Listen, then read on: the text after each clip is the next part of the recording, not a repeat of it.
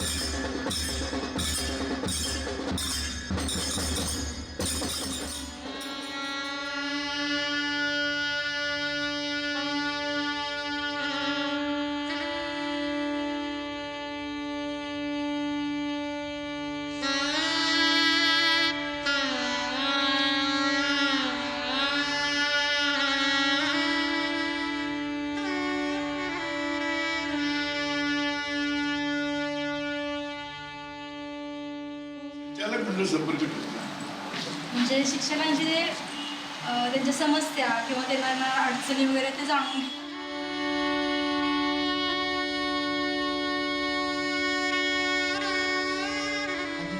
पांडुरंगजी दोंडपुडे व्यवसायी उद्योजक आहे आणि हे जी शाळा आहे माधव विद्या मंदिर याचे प्रमुख आहे, पालक आहे असं म्हणता येईल. मी मान्य भैयाजींना विनंती करतो की त्यांनी आम्ही संवाद सुरू. संवाद आहे. आता आपण सगळे समाज जीवनामध्ये वावरतात, अनेक गोष्टी आपण बघत असतो, ऐकत असतो, वाचण्यामध्ये पण काही गोष्टी आहेत. अनेक प्रकारचे मनामध्ये प्रश्नही निर्माण होतात.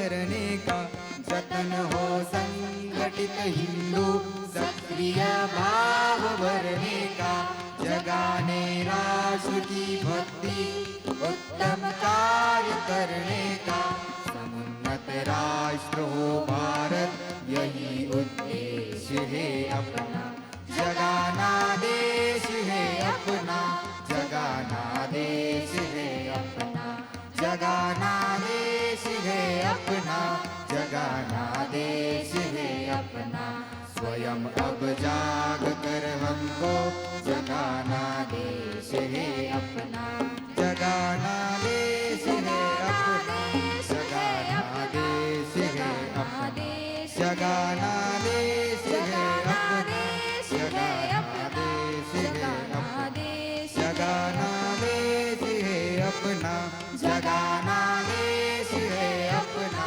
जगाना देश है अपना।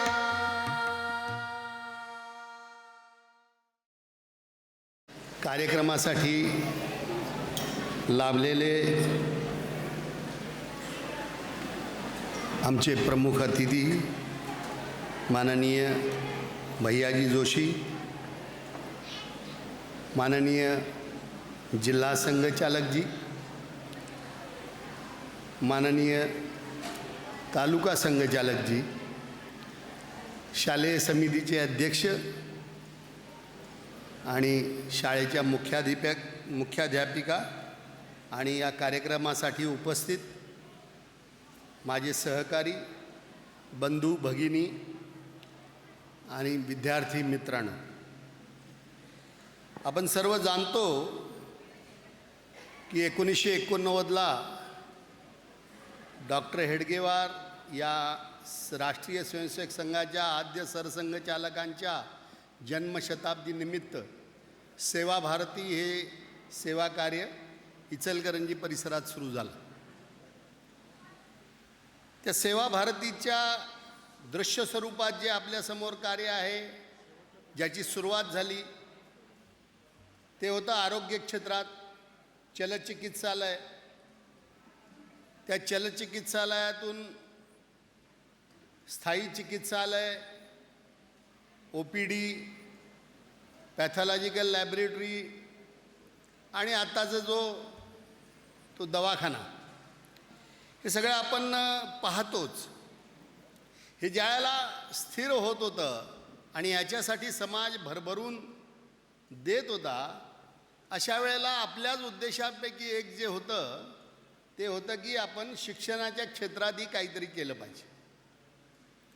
एक औद्योगिक शहर आहे, त्या औद्योगिक शहरात जिथे 80% कामगार राहतात, त्यांच्यासाठी चांगलं शिक्षण त्या मुलांसाठी असावं म्हणून सुरुवात करताना सेवाबस्तीमध्ये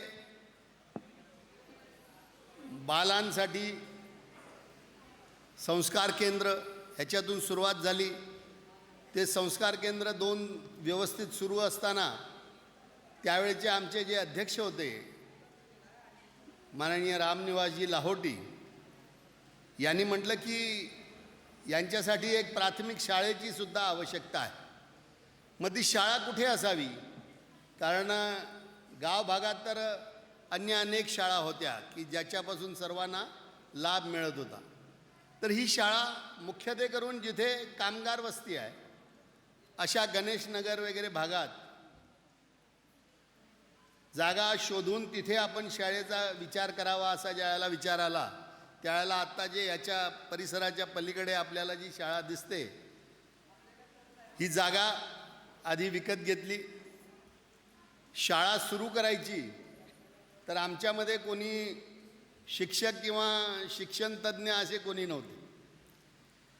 मग शाळेसाठी नेमकं काय पाहिजे त्याचा अभ्यास करण्यासाठी जे जे आवश्यक आहे, कायदेशीरदृष्ट्या आवश्यक आहे त्याचा अभ्यास केला आणि असं सांगितलं की शाळा सुरू करायची झाली तर इमारत पाहिजे, त्या इमारतीमध्ये अमुक अमुक या स्क्वेअर फूटचे वर्ग पाहिजेत आणि त्या वर्गात किमान एवढे विद्यार्थी बसतील, 40च्या वर विद्यार्थी असणार नाहीत वगैरे वगैरे जे नॉर्म्स आम्हाला दिले त्याप्रमाणे आम्ही त्याचं डिझाईन करून शाळा बांधून काढली, अर्ज केला शासनाकडे. अपेक्षा होती की आम्ही शासनाकडून काही मागणारच नाही, त्यामुळे इमारत बांधली की सरकारी आमच्या पाठीवर थाप मारेल आणि शाळा सुरू करा म्हणून प्रोत्साहित करेल. पण जसं सगळ्यांना अनुभव येतो तसं आम्हालाही आला. सगळं जरी झालेलं असलं तरी शेवटी त्या सगळ्या प्रोसेसमधून जायला लागलं आणि याच्यात इमारत बांधूनसुद्धा 1-2 वर्ष अशीच गेली आणि शेवटी 2002 साली प्राथमिक शाळेला प्रारंभ झाला.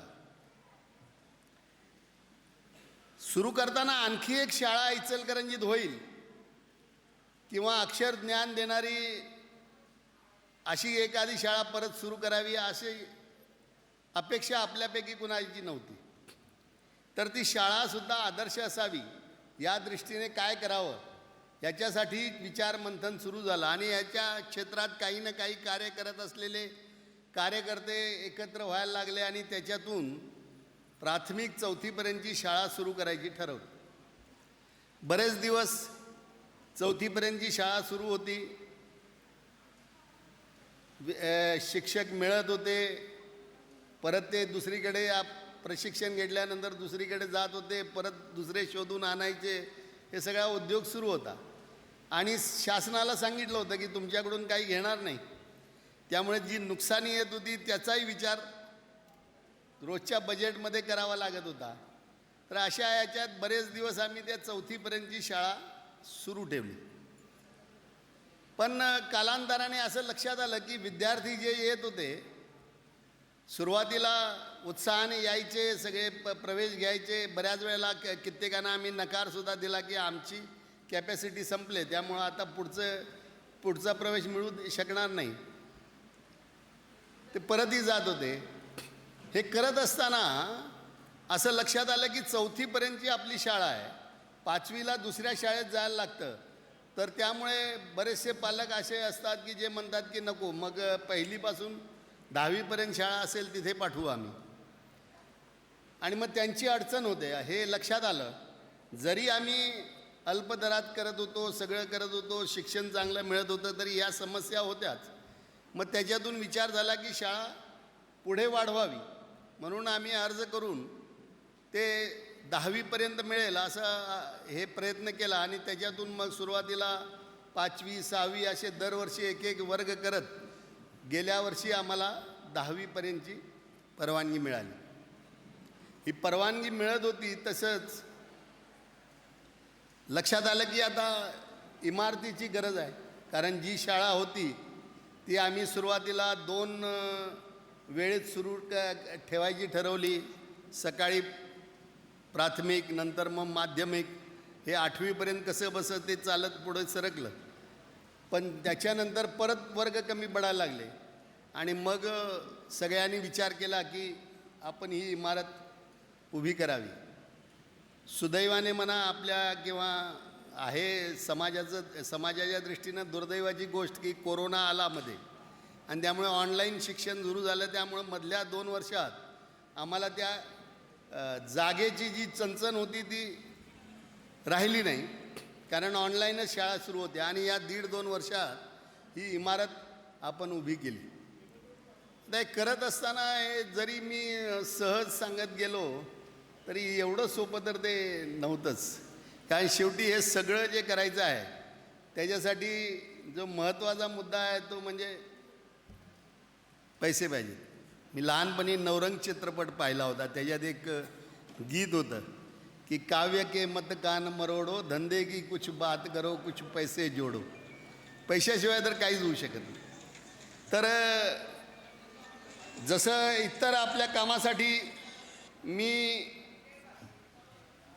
आपण पाहिलं की सगळे इथले दानशूर व्यक्ती हिरिरीने पुढे येतात, तसं याही बाबतीत घडलं. आम्ही लोकांच्याकडे अपील केलं की असं ती एक शाळा त्याची आवश्यकता आहे आणि त्याच्यासाठी आम्ही इमारत बांधतो, तर त्याच्यासाठी समाजाने पुढे यावं. आणि इथेही आम्हाला लक्षात आलं, सुरू करताना आम्ही विवंचनेत होतो की कसं होणार. त्याच्यानंतर कोरोना आला. आता कोरोना आला तर या अवस्थेत कोणाकडे मागायला जायचं. पण त्याही अवस्थेत समाजातल्या अशा व्यक्ती पुढे आल्या की ज्यांनी भरभरून सहकार्य केलं आणि त्याच्यापासून आज आपण पाहतो की आत्तापर्यंत ₹1.25 कोटी तिथे लावून ती इमारत इथपर्यंत आम्ही आणलेली आहे. अजूनही खर्च थोडाफार आहे, तेही समाज देईल अशी खात्री असल्यामुळे आम्ही त्याच्यात हात गाठलेला आहे. तेही पूर्ण होईल आणि अशा या इमारतीच्या उद्घाटनासाठी आम्ही ज्यांना विचारलं ते माननीय भैयाजी जोशी हे सेवा भारतीचं आणि त्यांचाही संबंध फार जुना आहे. म्हणजे सेवा भारतीची स्थापना ज्या वेळेला आपण करत होतो 1989ला, त्यावेळेला भैयाजी आमच्या प्रांताचे सेवा प्रमुख होते. हे त्यांच्या समोरच हे सगळं घडलं आहे, त्यांच्याच नेतृत्वाखाली हे सगळं एका अर्थाने म्हणूया हे सेवा कार्य उभं राहिलं आहे. आणि आजच्या ह्या कार्यक्रमाला ते लाभावेत असा आम्ही प्रयास केला आणि त्यांनी सहजपणे होकार दिला. तर आजच्या या निमित्ताने मी त्यांचे या बाबतीत आभार मानतो. मला वाटतं प्रस्ताविकात एवढं पुरेसं आहे. नंतर भैयाजी याच्यावर अधिक बोलतील. दुसरा एक माझ्यासमोर जो विषय आहे की सगळ्यांचा परिचय करून द्यायचा आहे.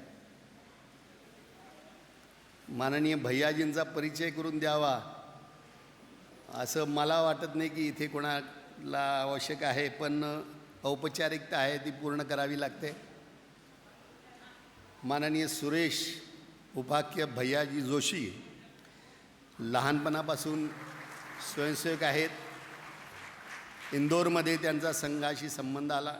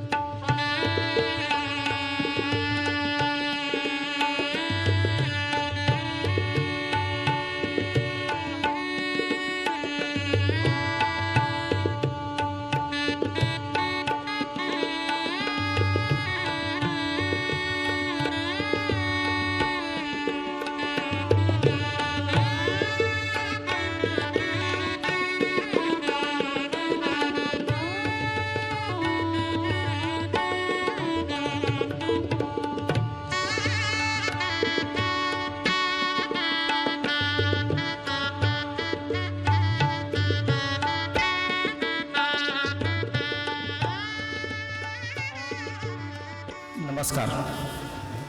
आपल्या सर्वांचं मी परत एकदा हार्दिक स्वागत करतो. या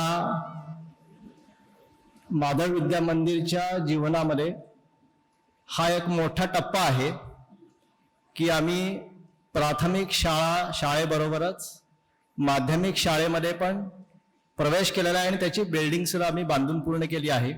आणि त्याचा आज आमचे सर्वांचे ज्येष्ठ मार्गदर्शक, एक ऋषितुल्य व्यक्तिमत्व माननीय भैयाजी जोशी यांच्या हस्ते त्याचा लोकार्पण समारोह चालू आहे. हे आम्हा सर्व कार्यकर्त्यांचं शाळेचं सद्भाग्य समजतो. या शाळेची जी नवीन इमारत बांधली त्याचं जे संकल्पना चित्र ज्यांनी तयार केलं ते वास्तुशिल्प विशारद माननीय सचिन बोराजी हे आहेत. अत्यंत चांगल्या पद्धतीनं सर्व अडचणी आणि सोयी लक्षात घेऊन त्यांनी या शाळेचं वास्तू संकल्पना चित्र तयार केलेलं आहे. या सगळ्या वास्तूचं जे बांधकाम करण्याची जबाबदारी ते श्री निलेशजी कोंडेकर यांनी अत्यंत समर्थपणे पार पाडलेली आहे. एक अत्यंत मजबूत अशी इमारत आमच्या त्यांनी स्वाधीन केलेली आहे. त्याचबरोबर या इमारतीसाठी फॅब्रिकेशन हा एक महत्त्वाचा भाग आहे. त्यामध्ये श्री घोरपडे, श्री संजय ठेंगळे, त्याचबरोबर श्री गणेश ढेरे यांनीच मला अत्यंत चांगलं योगदान दिलेलं आहे. त्याचं जे सगळं प्लंबिंगचं काम आहे त्यामध्ये श्री नेताजी महाजन आणि श्री त्यांचे चिरंजीव श्री निखिल महाजन यांचं महत्त्वाचं योगदान आहे. या सगळ्या तिथले फरशी टाईल्स बसवण्याचं काम श्री शिवाजी लोहार यांनी केलेलं आहे. या सगळ्याची रंगरंगोटी करण्याचं काम श्री धनंजय कुलकर्णी यांच्या टीमनं केलेलं आहे. त्याचबरोबर शाळेचा परिसर आम्ही यावेळेला विशेष प्रयत्न करून विकसित केलेला आहे. बरेच वर्ष चांगल्या पद्धतीचा ग्राउंड नव्हता, उंच सकल भाग होता, दगडाचा भाग होता. तो सर्व नीट करून एक उत्तम प्रकारचं ग्राउंड असा मी त्या ठिकाणी केलेला आहे की जेणेकरून या शाळेचे विद्यार्थी खेळामध्ये सुद्धा प्रगती करतील. त्या कामामध्ये श्री रितेशजी पटणी यांनी जातीनं लक्ष घालून सगळ्या कामाचं नेतृत्व करून ते आम्हाला चांगलं करून दिलेलं आहे. या सर्व कार्यक्रमाच्या साठी लागणारं प्रिंटिंग, सगळे डिजिटल बोर्ड्स, कार्यक्रम पत्रिका, कारण हा सगळा संदेश नीट लोकांपर्यंत पोहोचवणं हे एक महत्त्वाचा भाग असतो. ते श्री स्वप्नील नायकवाडी गजानन प्रिंटिंग प्रेसचे, त्यांचंही आम्हाला या सगळ्या कामामध्ये योगदान मिळालेलं आहे. अशा या नवीन जी इमारत उभी केलेली आहे, वास्तू उभी केलेली आहे, त्यामध्ये मी नावं घेतली त्याच्यापेक्षाही अनेक जणांनी आम्हाला वेगवेगळ्या प्रकारे सहकार्य केलेलं आहे. परंतु या सर्वांचं इथं स्टेजवर येऊन सत्कार करणं वेळेच्या अभावी आपल्याला शक्य नसल्यामुळं मी त्यांच्यापैकी दोघा जणांना स्टेजवर यावं आणि आमचं प्रेमाचं प्रतीक म्हणून सत्कार स्वीकारावा अशी मी विनंती करत आहे. या इमारतीचे संकल्प चित्रकार, वास्तुविशारद श्री सचिनजी बोरा, ते आजारी असल्यामुळे आलेले नाहीत, परंतु त्यांचे सहकारी श्री आकाश शिंगे इथं आलेले आहेत. त्यांना मी अशी विनंती करतो की त्यांनी स्टेजवर यावं.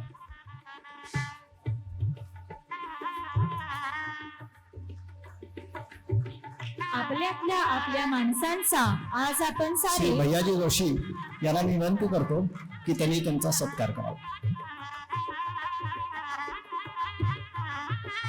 आपल्या माणसांचा आज आपण सारे आपुलकीने व आपलेपणाने सत्कार करीत आहोत. ही बिल्डिंग, ही इमारत अत्यंत सुबक पद्धतीनं बांधकाम करणारे माननीय श्री निलेशजी कोंडेकर यांना मी आमंत्रित करतो, त्यांनी आमचा सत्कार स्वीकारावा.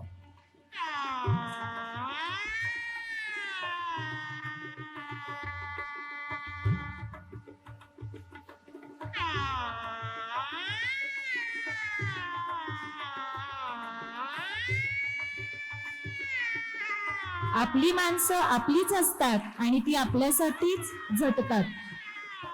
आपण काल परवाच हा सगळा कार्यक्रम आपल्या शाळेच्या पटांगणावर आणि प्रत्यक्ष इमारतीच्या समोर व्हायचा होता, परंतु निसर्गाची अशी इच्छा नव्हती की तिथं तो कार्यक्रम व्हावा.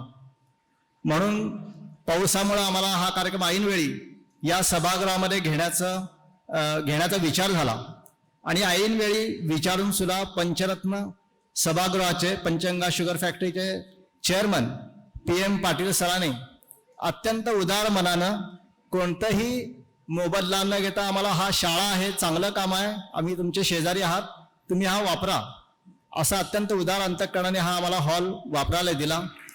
त्याचबरोबर या हॉलचे जे मॅनेजर आहेत श्री कुंभार साहेब, त्यांनी कालपासून स्वतः जातीनं लक्ष घालून इथे एक लग्न सोहळा होता, ते सर्व स्वच्छता करून हा ताब्यात उत्तम रीतीने आमच्या दिला. आमच्या कार्यकर्त्यांची मदत न घेता त्यांच्या सगळ्या लोकांनी आम्हाला हा सभागृह आमच्या हातात दिले, त्यांचेही मी आभार मानतो. त्याचबरोबर हे जे ध्वनी नियोजन आहे ते श्री प्रशांत होगाडे, प्रकाश व्यवस्था आहे ती श्री आकाश गळदगे, त्याचबरोबर हा सगळं डेकोरेशन आहे, मंडप व्यवस्था आहे त्याचे श्री भरत कोळेकर या सर्वांचं मी अत्यंत मनापासून आभार मानतो.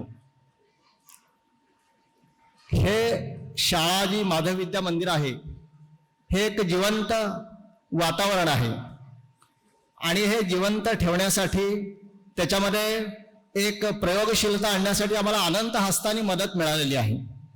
मुख्य म्हणजे या सगळ्या गोष्टीसाठी जो आर्थिक मदत लागती, मी कोणाचंच नाव घेत नाही, परंतु करोना काळ असताना सुद्धा आम्हाला असंख्य मंडळींनी यामध्ये आर्थिक सहभाग दिला, काही जणांनी बोलवून आर्थिक सहभाग दिला. या सर्वांचं मी अत्यंत मनपूर्वक आभार मानतो.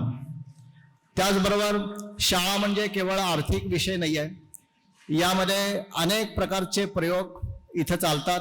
त्या सगळ्या अनेक हितचिंतक आहेत, कार्यकर्ते आहेत, सेवा भारतीचे कार्यकर्ते आहेत, कर्मचारी आहेत. या सगळ्यांचं आम्हाला वेळोवेळी मदत होत असते आणि शाळा ही आमची पुढे जात असते.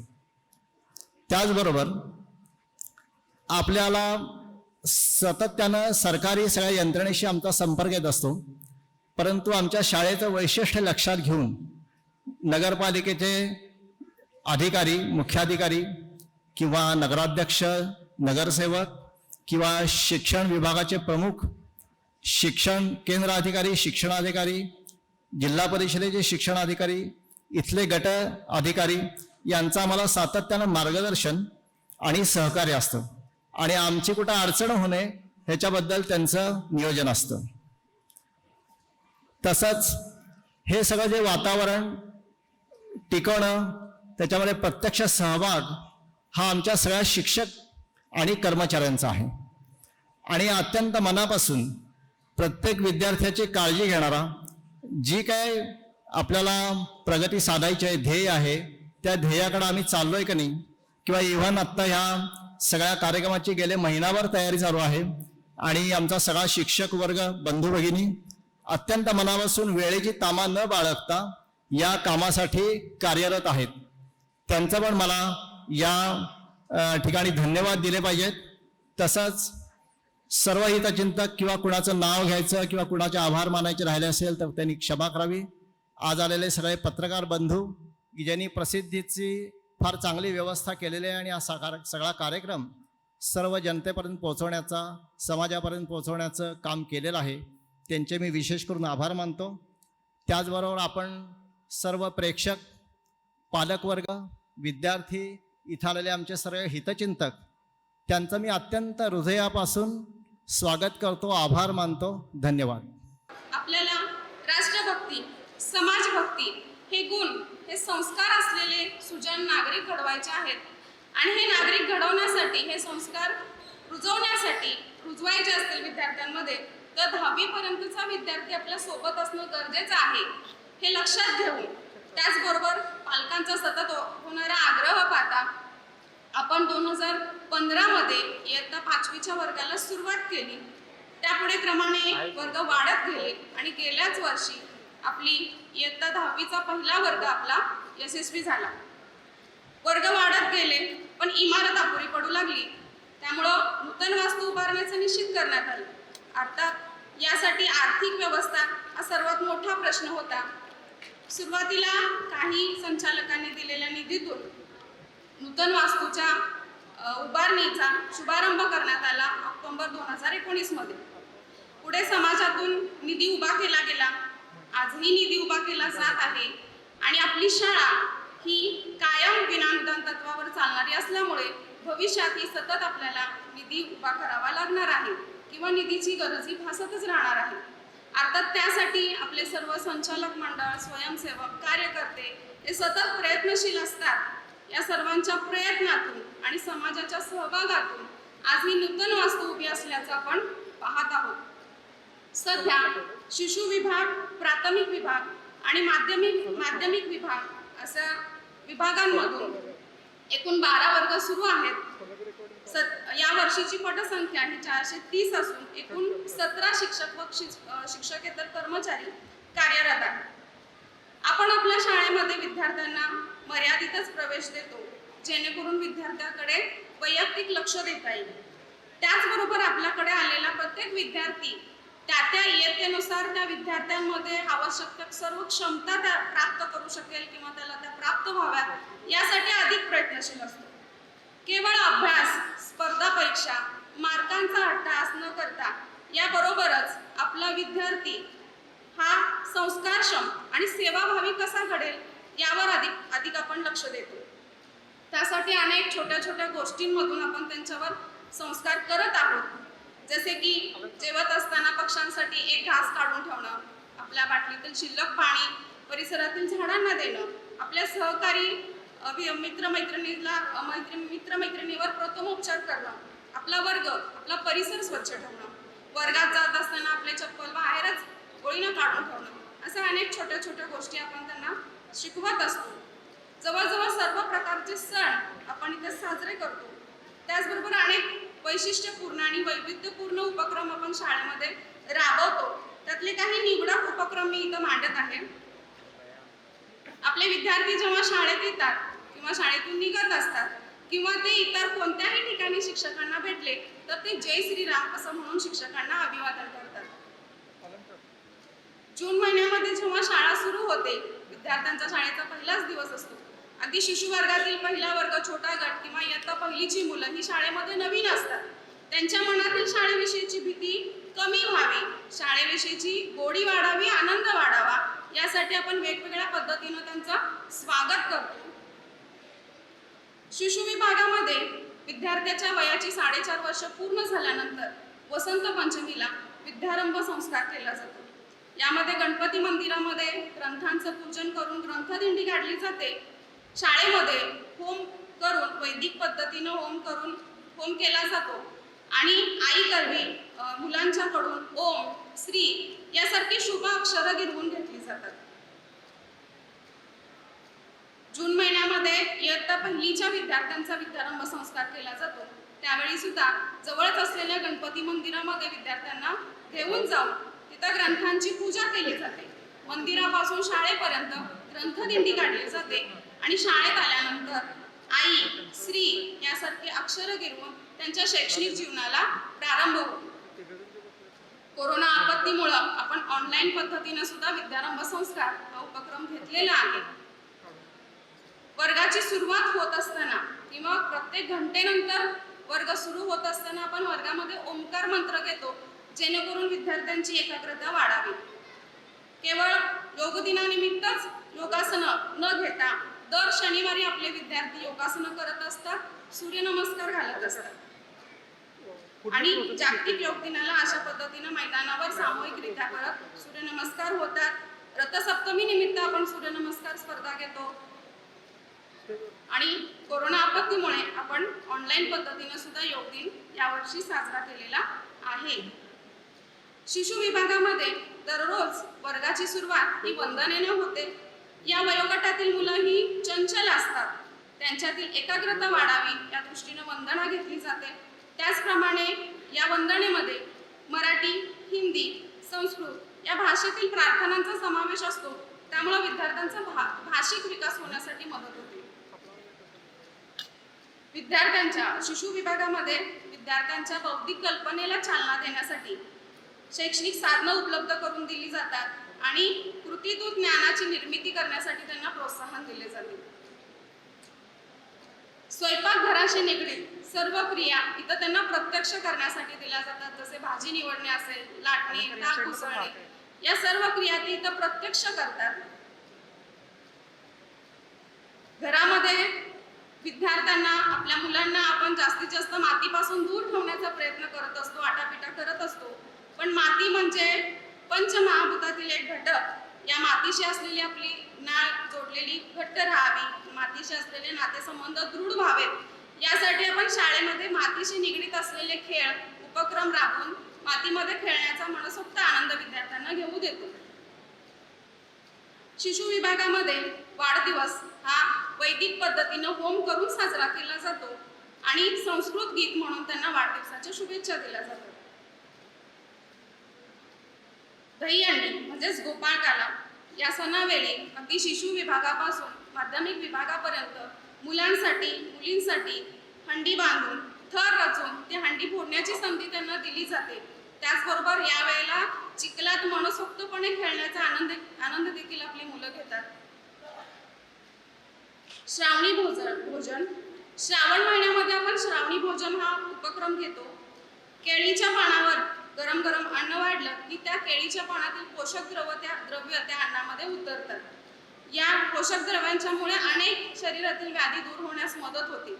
त्याचबरोबर केळीचं पान हे विघटन होण्यासाठी सोपं आहे, त्यामुळं पर्यावरणालाही धोका पोचत नाही. हा वैज्ञानिक दृष्टिकोन मुलांच्या मध्ये निर्माण करण्यासाठी आपण श्रावण महिन्यामध्ये श्रावणी भोजन हा उपक्रम घेतो. आपले विद्यार्थी परीक्षा झाल्यानंतर दिवाळीच्या सुट्टीला जाण्यापूर्वी आपण दिवाळी उपक्रम घेतो. या दिवाळी उपक्रमामध्ये 5ही दिवसांची मांडणी केली जाते. वसुबारस असेल, धनत्रयोदशी असेल, पाडवा असेल किंवा नरक चतुर्दशी, लक्ष्मीपूजन या सर्व दिवसांची मांडणी करून त्या दिवसांचं महत्त्व मुलांना पटवून दिलं जातं.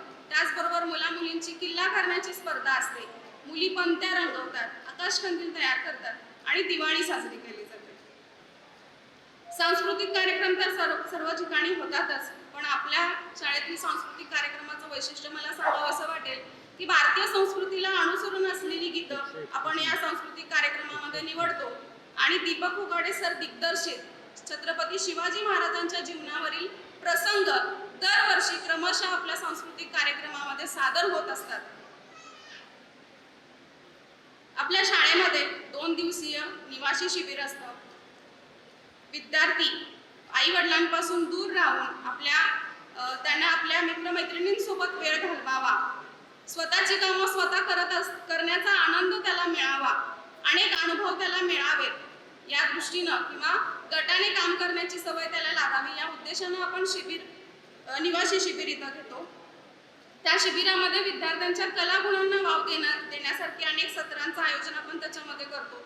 व त्याच्यामध्ये कथाकथन असेल, मातीकाम असेल, कागदकाम असेल, यासारख्या अनेक गोष्टींचा समावेश करतो. सर्वांच्या जिव्हाळ्याचा आवडीचा विषय असलेला मातृहस्ते भोजन जो शिबिरामध्ये आपल्या होतो. आमचे सर्व पालक या उपक्रमाची अतिशय आतुरतेने वाट पाहत असतात.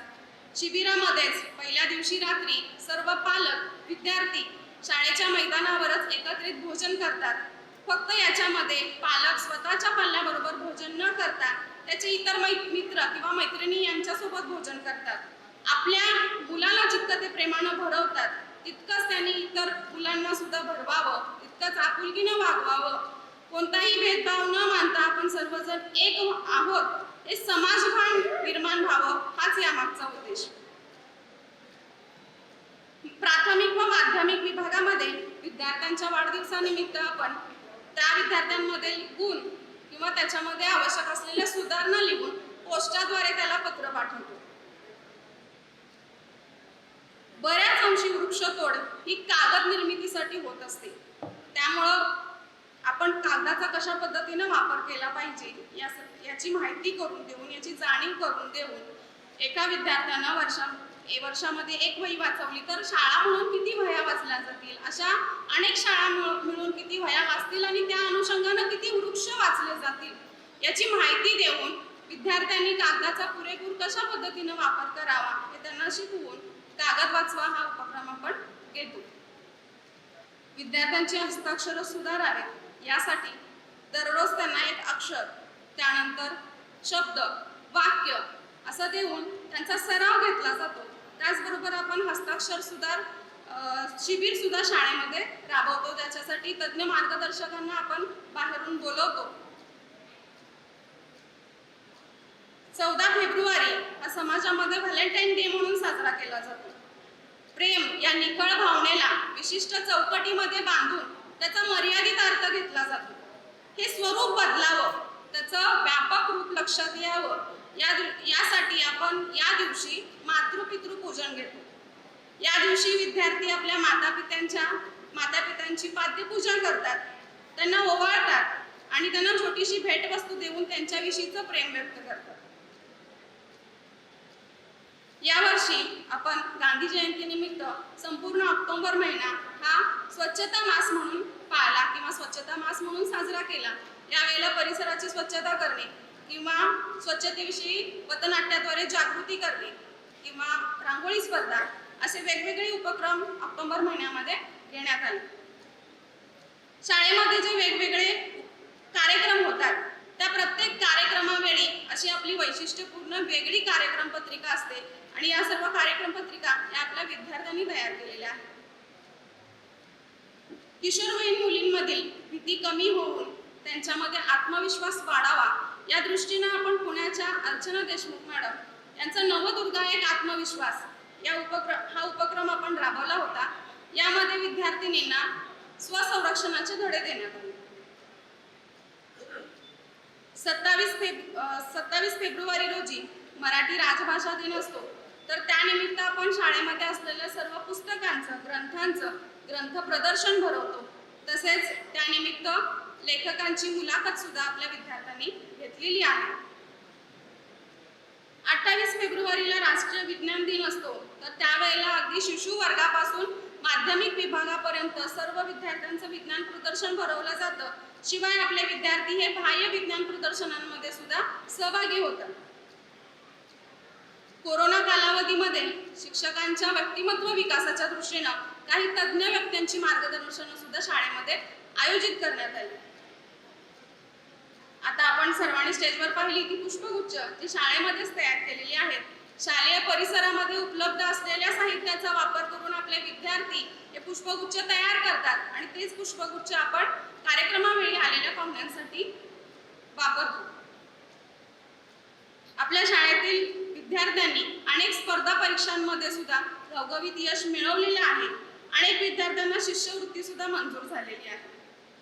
या उपक्रमांमध्ये आपण जे ऑनलाईन उपक्रम पाहिले ते म्हणजे आपण सर्वांनीच अनुभवलेल्या कोरोना आपत्तीचा परिणाम आहे. या कोरोना आपत्तीचा सर्वात जास्त परिणाम हा शाळांवर झाला असं म्हटलं तर वावगं ठरू नये, कारण आज ही शाळा सुरळीतपणे चालू आहेत हे चित्र आपल्याला दिसत नाही. पण या कोरोना कालावधीमध्ये सेवाभारती संचालक मंडळ असेल, शालेय समिती मंडळ असेल, यांनी आम्हाला कुटुंबातील सदस्यांप्रमाणे जपलं आहे, आमची काळजी घेतलेली आहे. सर्व शिक्षकांना 1 महिना संगणक प्रशिक्षण देण्यात आले आणि सर्व शिक्षकांनी सुद्धा स्वतःच्या अध्यापनाचे व्हिडिओ पॉवर पॉईंट प्रेझेंटेशन्स तयार केले. शाळा बंद असल्यामुळं आपण अगदी शिशु वर्गापासून 10वी पर्यंत गुगल मीट किंवा झूम यासारख्या ॲपद्वारे ऑनलाईन अध्यापन सुरू केले. केवळ अध्यापनच नाही तर स्पर्धा, कार्यक्रम, परीक्षा हे सुद्धा आपण ऑनलाईन पद्धतीनं घेतलेलं आहे. जवळजवळ 70% विद्यार्थी या ऑनलाईन प्रक्रियेमध्ये सहभागी राहिले. जे विद्यार्थी ऑनलाईन अध्यापन करू शकले नाहीत, या प्रक्रियेमध्ये सहभागी होऊ शकले नाहीत, त्यांना फोन करणं किंवा प्रत्यक्ष संपर्क करणं अशा कोणत्या ना कोणत्या प्रकारे संपर्क करून सर्वच विद्यार्थ्यांना शिक्षणाच्या प्रवाहामध्ये ठेवण्यासाठी आपण प्रयत्न केलेले आहेत. अर्थात हे सर्व करत असताना उत्साही आणि शाळेच्या ध्येय धोरणांची जाणीव असणारा शिक्षक व शिक्षकेतर वर्ग कार्यरत आहे. त्यांना मार्गदर्शन करणारे संचालक मंडळ आहे. भविष्यामध्ये येऊ घातलेली नवीन शैक्षणिक धोरणानुसार शैक्षणिक संकुल ही जी संकल्पना आहे ती आपल्याला अंमलात आणावीची आहे. भविष्यामध्ये वैज्ञानिक प्रयोगशाळा, संगणक प्रशिक्षण, क्रीडा यासारख्या योजना डोळ्यासमोर आहेत आणि लवकरच नूतन वास्तूमध्ये या योजना अंमलात आल्याचं आपण पाहू शकाल. या योजनांचा परिसरातील शाळांना देखील उपयोग व्हावा. परिसरातील शाळांसाठी आपली शाळा एक शैक्षणिक संकुल बनावं, एक केंद्र बनावं या दृष्टीने आपण प्रयत्नशील असणार आहोत. अशा प्रकारे उत्साही सतत नाविन्याचा ध्यास असणारे शिक्षक, त्यांना प्रोत्साहन देणारं सेवाभारती संचालक मंडळ तसेच शालेय व्यवस्थापन समिती मंडळ, समाजातील दानशूर देणगीदार यांच्या प्रयत्नातून, सहकार्यातून, सहभागातून सेवाभारतीचा माधव विद्या मंदिर हा शैक्षणिक सेवा प्रकल्प यशस्वीपणे सुरू आहे आणि भविष्यात देखील तो उत्तरोत्तर प्रगती करत राहील अशी ग्वाही देते आणि माझ्या वाणीला विराम देते. धन्यवाद. जय श्रीराम. बौद्धिक, मानसिक, शारीरिक व भावनिक विकास घडवणारे उपक्रम आपण दृकश्राव्य माध्यमातून पाहिले. धन्यवाद मॅडम. आजच्या कार्यक्रमास लागलेले प्रमुख पाहुणे माननीय श्री भैयाजी जोशी यांनी राष्ट्रीय स्वयंसेवक संघ या संघामध्ये विशेष कामगिरी बजावली आहे. तरी मी त्यांना अशी विनंती करते की त्यांनी आम्हाला मार्गदर्शन करावे. सेवा भारती इचलकरंजीचे अध्यक्ष आणि कोल्हापूर विभागाचे मान्य संघचालक भगतरामजी, शालेय समितीचे अध्यक्ष आदरणीय पांडुरंगजी, मुख्याध्यापिका स्वातीताई शिंदे, मंचावर उपस्थित या जिल्ह्याचे मान्य संघचालक सूर्यकिरणजी वाघ, या तालुक्याचे संघचालक आदरणीय रमेशजी लाहोटी, शालेय समितीचे अन्य सर्व सदस्यगण, या कार्यक्रमाला आवर्जून उपस्थित असलेले इचलकरंजी आणि परिसरातले सज्जन वृंद, भगिनी, माता आणि बंधूंनो, आणि या शाळेमध्ये शिक्षण घेणारे सर्व विद्यार्थी मित्र,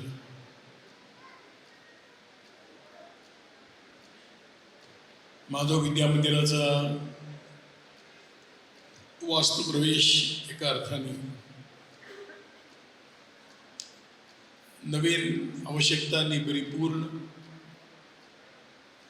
आणि उपयोगासाठी सिद्ध असे चांगलं भवन या ठिकाणी आज निर्माण झालं आणि शाळेच्या वापरासाठी उपलब्ध झालेलं आहे.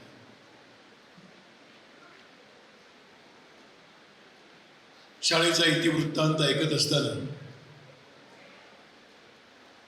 किती विविध प्रकाराने आपण ही शाळा, या शाळेतल्या विद्यार्थ्यांच्या विकासाचा विचार करतो याचं दर्शन स्वातीताईंच्या प्रस्तुतीतून आपण सर्वांनी बघितलं.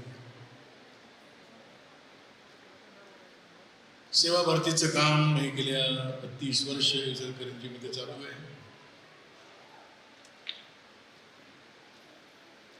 आणि या माधव विद्या मंदिरासारखेच अन्य प्रकल्प सुद्धा एका अर्थाने खूप गुणवत्तेने इथे चालताना दिसतात, असं आपणही सगळे अनुभवतो.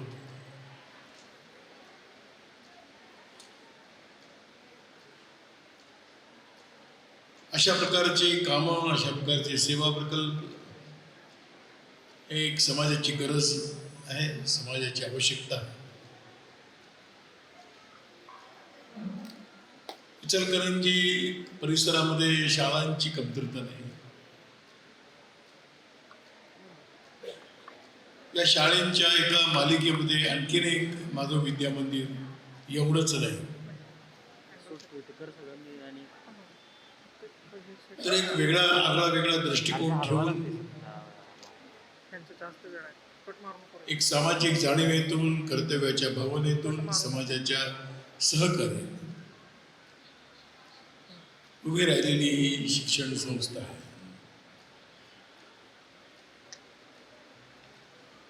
याचे मालक कोणी एक व्यक्ती नाही, याचे मालक कोणी एक समूह नाही.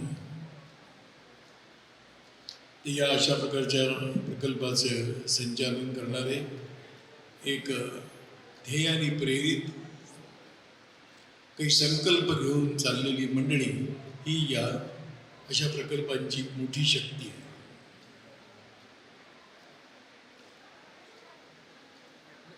आणि म्हणून हे अशी शाळा हे एक त्याचं वेगळेपण उठून दिसतं, समाजाला अनुभव पडतो. राष्ट्रीय स्वयंसेवक संघाने संघ संस्थापक पूजनीय डॉक्टर हेगेवारांच्या जन्मशताब्दीच्या निमित्ताने एक वेगळ्या प्रकारची भूमिका घेऊन स्वयंसेवक समाजामध्ये आहे.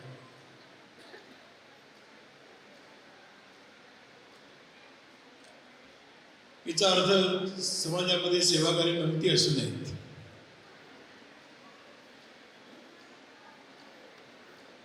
आणि संघाचे स्वयंसेवक तर वेळोवेळी विविध प्रकारच्या नैसर्गिक मानवनिर्मित संकटामध्ये अशा प्रकारची कामं करत आलेली आहेत फार पहिलेपासून आहेत.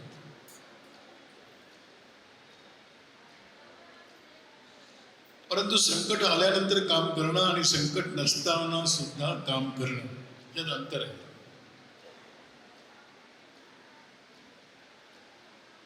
समाज आहेत, समाजामध्ये काही प्रश्न आहेत, ते प्रश्न आपण सोडवले पाहिजेत.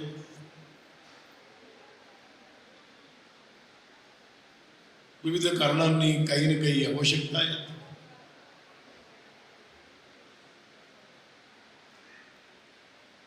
आणि त्याची पूर्तता करणं हे आपलं एक सामाजिक दायित्व आहे, कर्तव्य आहे. अशा भूमिकेतून राष्ट्रीय स्वयंसेवक संघाने या क्षेत्रामध्ये काम करण्याकरता स्वयंसेवकांना प्रेरित केले. त्याचा एक भाग म्हणून इचलकरंजीमधलं सेवाभक्तीचं काम आहे.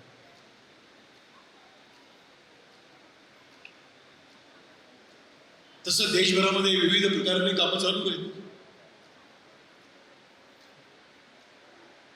अनेक प्रकारचे प्रश्न आहेत. वनवासी क्षेत्रामध्ये डोंगर दऱ्यांमध्ये राहणारा जो समाज आहे, जो वर्ग आहे आपल्या समाजाचा, आणि मोठ्या प्रमाणामध्ये ग्रामीण भागात सुद्धा शिक्षणाची अवस्था काही फार चांगली नाही.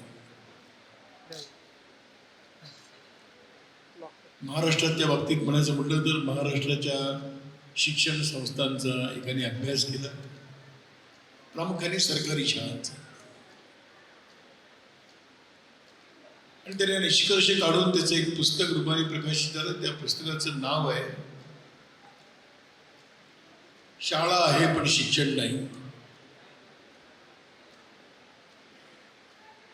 अशी एक अवस्था ग्रामीण भागातल्या डोंगर दरामध्ये राहणाऱ्या, गावात राहणाऱ्या मंडळींच्या बाबतीतला हा अनुभव आहे की शाळा चालतात म्हणजे काय आणि शिक्षण होतं म्हणजे काय असा प्रश्न पडावा.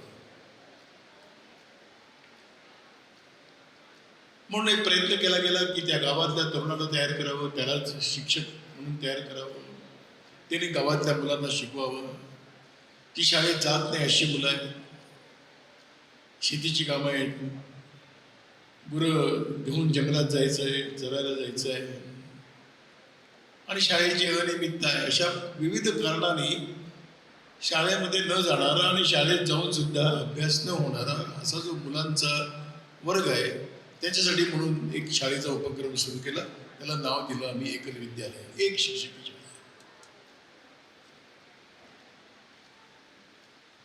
अशी आज जवळपास देशभरामध्ये 25 ते 30 हजार गावांमध्ये चालू आहेत.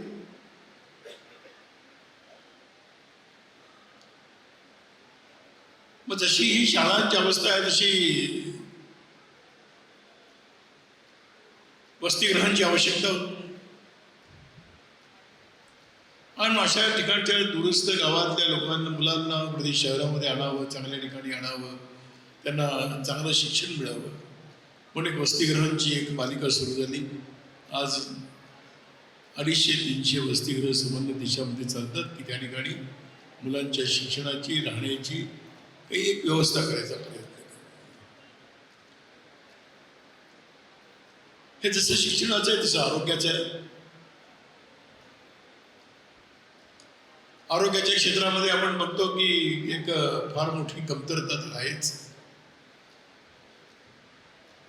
ज्या काही उत्तम व्यवस्था आहेत त्या फार थोड्या लोकांना उपलब्ध आहेत. सामान्य आणि अतिसामान्य वर्गात जीवन जगणाऱ्यांना ते न परवडणार आहे.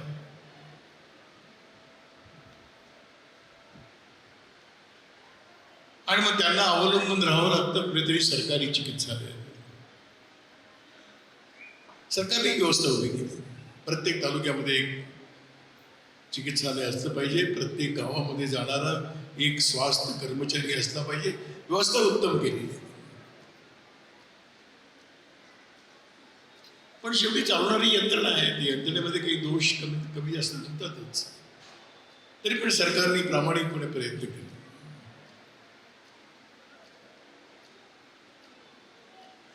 पण गुणवत्तेच्या बाबतीमध्ये कुठेतरी कमतरता राहते. आणि मग दुसरं एक राहतं ते की धर्मदाय पद्धतीने चालवणारे जे हॉस्पिटल्स आहेत त्याच्यावरती त्याला अवलंबून राहावं.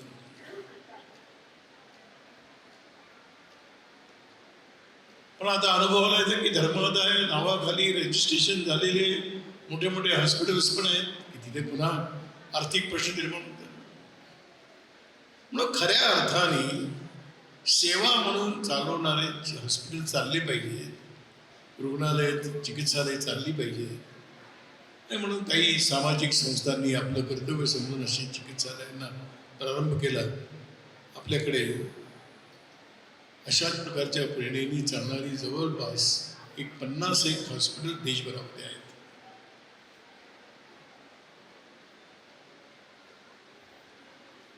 रक्तपेढ्यांची गरज होती, रक्तपेढ्यांना प्रारंभ झाला.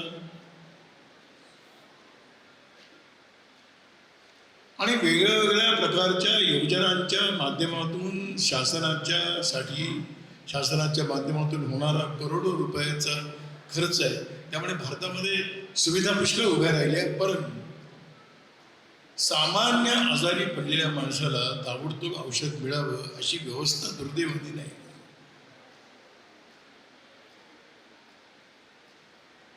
तालुका स्थानी किंवा मोठ्या गावामध्ये येईपर्यंत त्या रुग्णाला कोणत्याच परिस्थितीत देऊन द्यावं लागतं.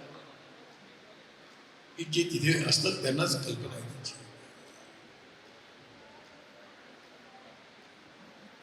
आणि म्हणून या सेवा भारतीसारख्या संस्थांनी विचार केला की आपण त्या गावातल्या एखाद्या व्यक्तीला आपण तयार करू, त्याला थोडी औषधांची माहिती देऊ, थोडी आजारांची माहिती देऊ,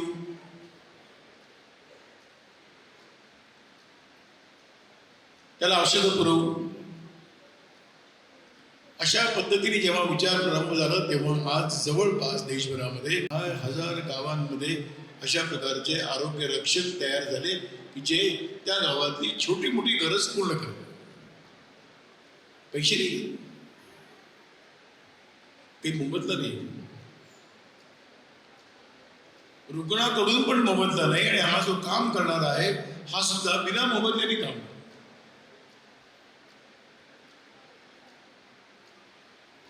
अशा विविध प्रकारच्या दृष्टिकोनातून अशी अनेक प्रकारची कामं सुरू झाली. एक दिव्यांगांचं मोठं क्षेत्र आहे, त्यामध्ये मतिमंद मुलं आहे, त्याच्यामध्ये बहुविकलांगता आहे, त्याच्यामध्ये मूकबधीर समाजाचा वर्ग आहे. अशांसाठी काही उपक्रम सुरू झाले. आपल्याला कदाचित माहिती असेल की आपल्याच महाराष्ट्रामध्ये लातूर जिल्ह्यामध्ये लातूरजवळ एक संवेदना नावाचा प्रकल्प चालतो. तिथे बहुविकलांगता अशी त्यांची मुलं आहेत, त्याला सेरेब्रल पॅलसी म्हणतात. त्या मुलांसाठी एक शाळा सुरू. आणि असे कितीतरी वर्णन करून सांगता येईल. आणि म्हणून सेवा भारतीसारख्या जनकल्याण समितीसारख्या संस्था या अशा प्रकारचा दृष्टिकोन ठेवून काम करत आहेत देशभरामध्ये. सेवेचं क्षेत्र असं आहे की तिथे योजनेने काम नाही करता येत. प्रत्येक ठिकाणची गरज वेगळी आहे, प्रत्येक ठिकाणची परिस्थिती वेगळी आहे, प्रत्येक ठिकाणची उपलब्ध मनुष्य शक्ती वेगळ्या प्रकारची आहे. आणि म्हणून योजना करून सेवा कार्य कधी होत नसतात. सेवा कार्यांचा प्रारंभ हा निरीक्षणातून होतो, अवलोकनातून होतो, गरज काय लक्षात घेऊन केला जातो. पण हे अवलोकन करण्याकरता, निरीक्षणाकरता करण्याची उर्मी अंतःकरणामध्ये जागृत करण्याकरता जे लागतं त्याला सहज सोप्या शब्दामध्ये म्हटलेलं आहे की एक संवेदनशील अंतःकरण लागतं.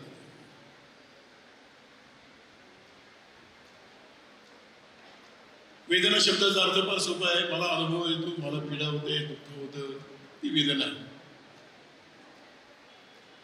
संवेदनाचा अर्थ तसा आहे की समोरच्याचं दुःख आहे, त्याची वेदना माझ्या अंतःकरणामध्ये जागृत होते. सोपं नाही तसं, पण अवघड आहे असंही नाही. अशी संवेदनशील अंतःकरण असतात तीच अशा प्रकारची समाजाची सेवेची कामं अत्यंत प्रामाणिकपणे, निस्पृहपणे, निस्वार्थ बुद्धीने करणारे उभे राहतात. अपेक्षा नाही.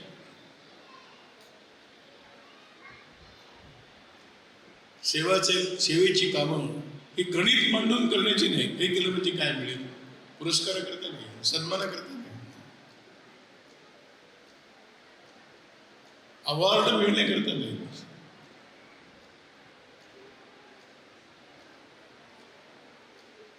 सेवा हा व्यापार नाही, व्यवसाय नाही. सेवा हा भाव आहे. आणि ज्याला समोरच्याचं दुःख कळू शकतं तोच प्रामाणिकपणाने चांगली सेवा करू शकतो. आणि मग ते बघून अनेकांना प्रेरणा मिळते. हा भाग वेगळा आहे आणि ती मिळते असा आपला अनुभव आहे. लोक बघतात, परिस्थिती बघतात. जर तुम्ही एवढं काम करताय, आम्ही तुमच्याबरोबर यायला तयार आहे.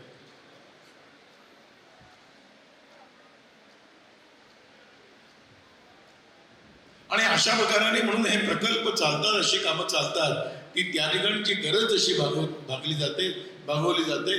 त्याचबरोबर अनेकांना अशा प्रकारचे कामं करण्याची प्रेरणा देणारी केंद्र म्हणून तर ती पुढे येते, ती विकसित. जेव्हा एखादी परिस्थिती आपण डोळ्याने बघतो त्यावेळेला अंतःकरणामध्ये कुठेतरी एक भाव जागृत. आणि म्हणून अशा प्रकारचे प्रकल्प एक आवश्यकता पूर्ण करतात. एवढंच नाही तर अनेकांना अशा प्रकारच्या कामामध्ये आपणही आलं पाहिजे असं प्रेरणा देणारी येण्याची केंद्र म्हणून आहेत. देशभरामध्ये सेवा भारतीच्या माध्यमातून जी कामं चालतात त्या कामामध्ये काम करणारे अर्ज मागून कोणी आलेले नाहीत. कोणाला काम करायची इच्छा आहे असं नाही. आले, बघितलं, वाटलं आपण काही आपणही केलं पाहिजे.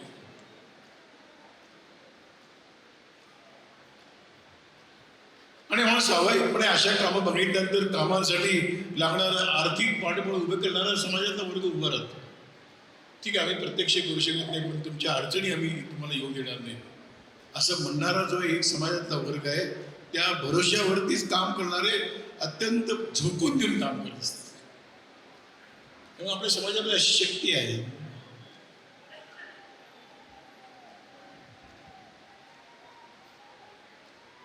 अशा प्रकारची मदत घेणारा लाचार नाही आणि देणारा उपकार करतोय अशी भावना नाही. करणारा आपलं कर्तव्य म्हणून करतोय आणि देणारा माझी ही जबाबदारी आहे, मला ईश्वरी कृपेने एवढं मिळालेलं आहे, त्यामध्ये समाजाचा काही वाटा आहे, या भावनेतून देणारे लोक आहेत. उपकाराची भावना नाही आणि काही आम्ही वेगळं काही करतो तसा अहंकाराचा भाव सुद्धा नाही. आणि म्हणून कोणतरी म्हटलं आहे की देणाऱ्याने देत जावे, घेणाऱ्याने घेत जावे. घेता घेता घेणाऱ्याने देणाऱ्याचे हातच घ्यावे असं ही पद्धती आहे. घेणाऱ्याचे हात पकडायचे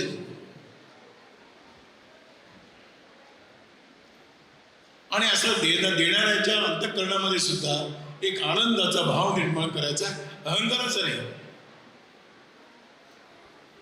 माझी जबाबदारी होती, मी जबाबदारी पार पाडण्याकरता मला हे केंद्र मिळालेलं आहे, याचा मला आनंद आहे.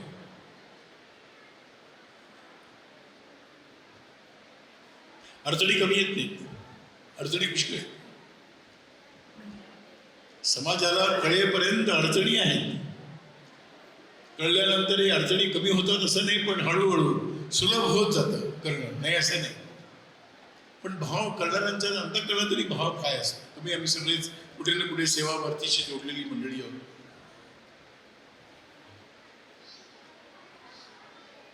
मागणारे स्वतः करतात काही मागत नाही, त्यामध्ये हिमतीने मागतात. द्या तुम्ही, तुमच्याकडे आहे, तुम्ही दिलं पाहिजे. आणि म्हणून एका अर्थाने अशा प्रकारची कामं करणारी मंडळी आहेत आणि म्हणून देणाऱ्यांच्या मनामध्ये पुढचं एक भाव असतो की अरे हे करतायत, आम्हाला ही संधी मिळालेली आहे या कामाला मदत करण्याची, अशा शुद्ध भावना येतो.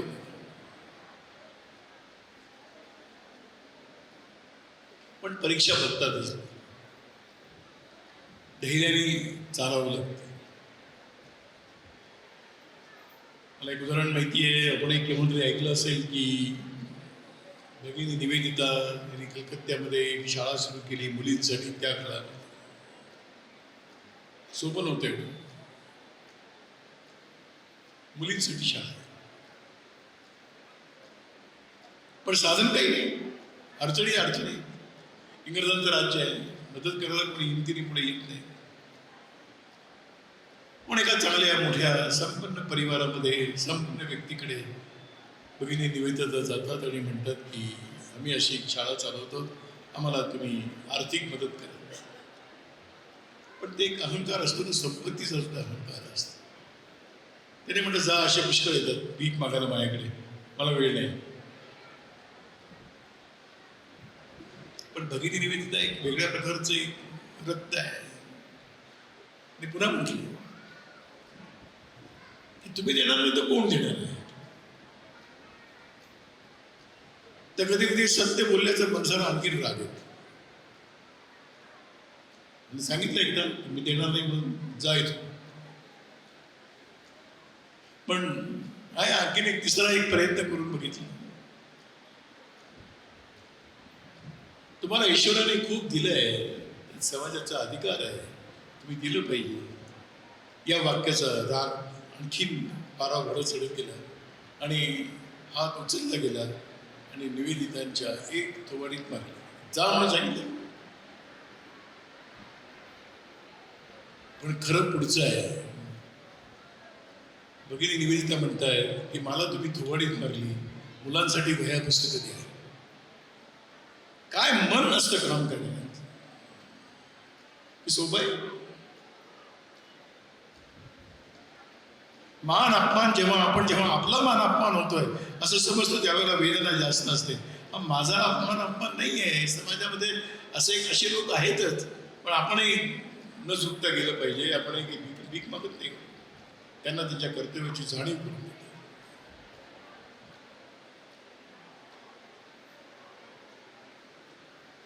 आणि म्हणून अशा विविध प्रकारच्या अडचणीतून मार्ग काढत सेवेच्या क्षेत्रामध्ये काम करणारी मंडळी आहेत.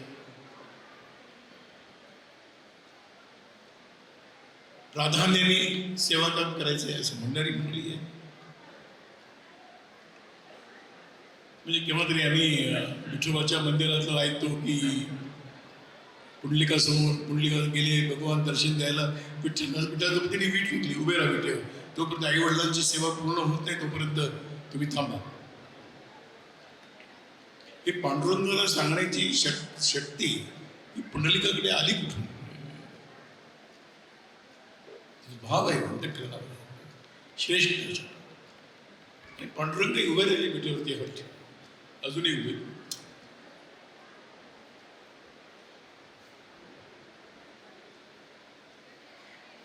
मग या भावनेने करणारे लोक आहेत की नाही. महात्मा गांधींच्या जीवनातलं उदाहरण आहे. तिचं वर्ध्याला आश्रम आहे कुष्ठरोग्यांचं, तिच्या काळात सुरू झालं होतं. पुष्कळ दवाखाना आहे, डॉक्टर आहे, नर्सेस आहेत, कर्मचारी आहेत, कुष्ठरोग्यांची सेवा चालू आहे.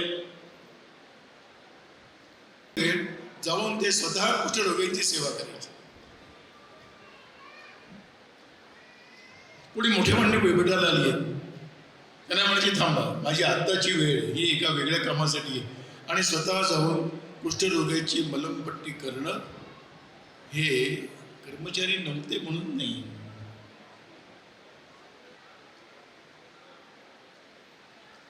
तर हे माझं काम आहे, मी हे केलं पाहिजे. जोपर्यंत ती मलमपट्टी करताना मी त्या कुष्ठरोग्याच्या भावजगताशी समरस होतो, त्या वेदनेशी समरस होतो. अशा प्रकारचा केवळ संवेदना नाही तर आत्मीयतेचा भाव अंतःकरणामध्ये ज्यांच्या असतो ते शब्दाची सेवा करतो. रामकृष्ण परमहंसांना शेवटच्या काळामध्ये कर्करोग झाला होता गळ्याचं. खाणं पिणं कठीण झालं. त्यांना एका भक्ताने विचारलं की आम्ही सगळे जेवण करतो पण तुम्ही काही खाऊ शकत नाही. तर रामकुंड परमहंस म्हणतायत की याचा मला त्रास काही नाही आहे.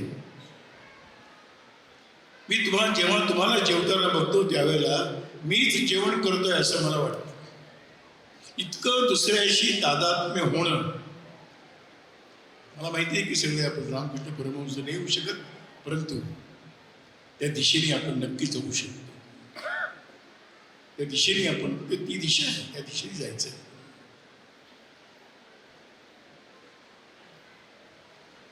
आणि म्हणून कोणतरी म्हटलंय की सेवा कार्य करणाऱ्यांच्या अंतःकरण कसं पाहिजे, तर ते आईसारखं पाहिजे. आई मुलाचं सर्व प्रकारचं काम करते. ती हा विचार नाही करत की याला कुठेतरी बाई ठेवू, ते करेल वगैरे. पैसा खर्च करू, पण मी नाही करणार असं नाही.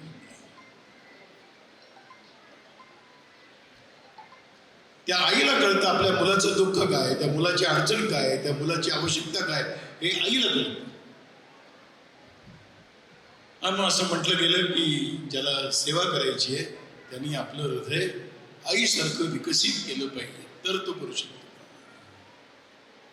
अन्यथा नाही.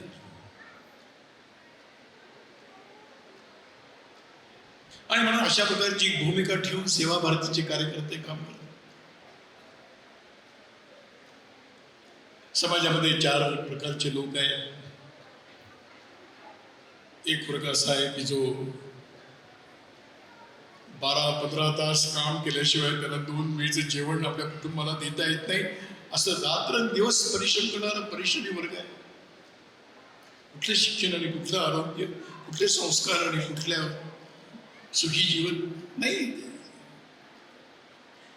असा समाजातला अत्यंत परिश्रमी परंतु अडचणींना तोंड देत जगणाऱ्या समाजाचा फार मोठा वर्ग.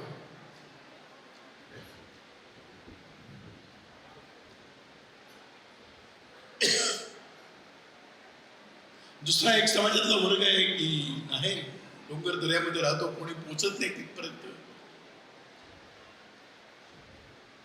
आपण वनवासी म्हणतो, जनजाती म्हणतो,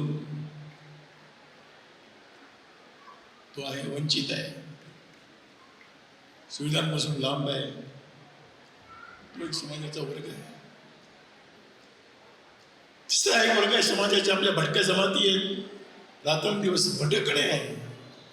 पोट भरण्याकरता या ठिकाणी त्या ठिकाणी त्या ठिकाणाहून त्या ठिकाणी जात राहणं. मग कुटुंबाकडे दुर्लक्ष आहे, मुलांकडे दुर्लक्ष आहे. आपण आता इचलकरंजी परिसरात आपल्याला माहिती आहे की हे साखर कारखाने चालतात आणि साखर कारखान्याच्या बाहेर ऊस तोड करायकरता मजूर येतात, 4-4 महिने राहतात. काय होत असेल त्या मुलांचं त्यांच्या घरी? पती पत्नी आई वडील दोघं तिथे आलेले आहेत. कोण त्या मुलांची काळजी करत असेल?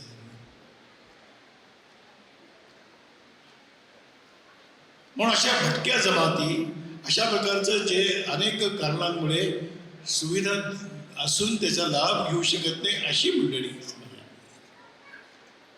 आणि चौथ्या समाजातला वर्ग आहे की जो त्याला दलित म्हटलं, त्याला हरिजन म्हटलं, त्याला वेगवेगळ्या प्रकारच्या शब्दांनी त्याचं वर्णन केलं, तो नेहमी उपेक्षेचाच मालक राहिला. सन्मान नाही, प्रतिष्ठा नाही. जन्माला या घरात आल्यानंतर ही जात आहे, या जातीची ही कामं आहेत, ती त्यांनी केली पाहिजेत. परिस्थिती बदलते आता, नाही असं नाही. असा एक तथाकथित ज्याला दलित मानलं गेलं, हरिजन मानलं गेलं, असा समाज. ही 4 प्रकारचे वर्ग आहेत समाजामध्ये.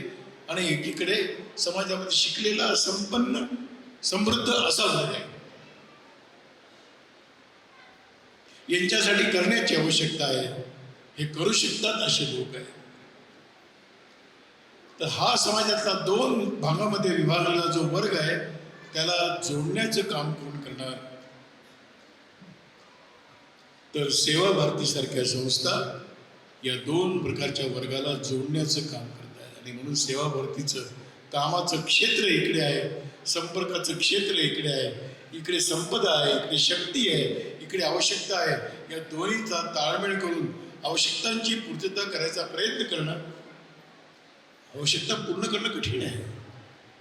पण आपण आपलं कर्तव्य बजावलेलं आहे. अशा प्रकारच्या भूमिकेतून काम करणं, हिच्याकरता ही एक व्यवस्था आहे. सेवा भारती सरकार नाही, सेवा भारती काही NGO नाही. सेवा भारती एक श्रद्धा भावनेने समाजासंबंधीचा कर्तव्य भाव आहे. या जाणीवेतून काम करणारी एक व्यवस्था आहे. आणि म्हणून इचलकरंजीच्या आपल्या सर्वांचं भाग्य आहे की एक व्यवस्थामध्ये आहे, एकीकडे समाजाची गरज आहे, असे समाजाचा वर्ग आहे, आणि एकीकडे तुमचे आमच्यासारखे एका अर्थाने सुरक्षित जीवन जगणारी आपण मंडळी आहोत. मला असं वाटतं की ह्या सर्वांच्या एकत्रित प्रयत्नातूनच या समाजाच्या काही परिवर्तनाची अपेक्षा करता येते. माणसाला सन्मान पाहिजे, माणसाला स्वाभिमान पाहिजे. माणसाची भूक जी आहे ती केवळ वस्तूंची नाही तर सन्मानाची भूक आहे. आणि सन्मान जर एका विशिष्ट प्रकारचं जीवन जगण्यातून मिळणार असेल तर ते जीवन, चांगलं जीवन, आनंदी जीवन जगण्याचं त्यांचाही अधिकार आहे. हा अधिकार पूर्ण करणं समाजाच्या सामर्थ्य संपन्न लोकांचं काम आहे. आणि यातूनच समाजाची एक दिशाने एक स्वस्थ चांगलं दृश्य आपण निर्माण करण्यामध्ये आपल्याला यश मिळणार आहे. माझी आपल्याला विनंती आहे की हे काम आपण समजून घेऊन या कामामध्ये अधिकाधिक योगदान आपण करत राहू आणि सेवा भारतीच्या कल्पनेप्रमाणे काम अधिकाधिक पुढच्या काळामध्ये गतीने वाढत जाईल. आज चिकित्सालय आहे, आज शाळा आहे, उद्या आणखीन 4 गोष्टींची आवश्यकता निर्माण होईल. ती आवश्यकता पूर्ण करण्याबद्दल जे विश्वास आहे तो विश्वास या समाजातल्या संपन्न शक्तीवरती आहे, समृद्ध समाजाच्या वर्गावरती आहे. ती सेवा भारतीच्या चित्रामध्ये काम करणाऱ्या मंडळींची आपल्या सर्वांकडून अपेक्षा आहे. ती अपेक्षा पूर्ती आपण करत राहावी. आत्तापर्यंत केलेली आहे, पुढच्याही काळामध्ये असं होत राहील. मला असं वाटतं की आजचा कार्यक्रम हा शाळेच्या दृष्टीने प्रगतीचा एक मैलाचा दगड आहे आणि तुमच्या आमच्यासारख्यांना सुद्धा अशा कामामध्ये आपल्याला जोडून घेण्याची एक संधी आहे. या संधीचा आपण सर्वांनी नीट उपयोग करावा अशी विनंती करून आणि आपल्या सर्वांना या कार्यक्रमाला आला त्याचा अर्थच असा आहे की कुठेतरी सेवेची भावना आहे. या सेवा भावनेला नमस्कार करून माझं बोलणं संपवतो.